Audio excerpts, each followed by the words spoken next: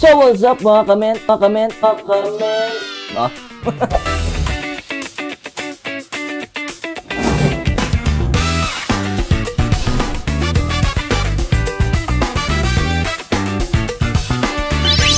Kailangan na natin i-pull down to guys. Kasi sobrang dumi na ng loob. Yan guys, so maikit tayo guys. Ano? Wala na siya nahihigop.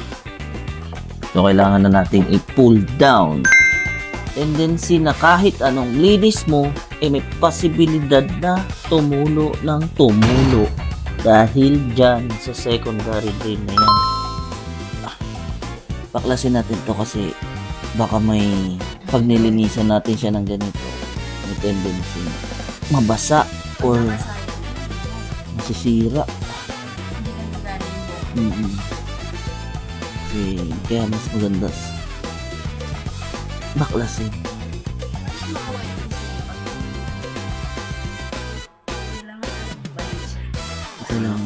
Kailangan tanda mo or mas maganda picturean mo para hindi ka malilito.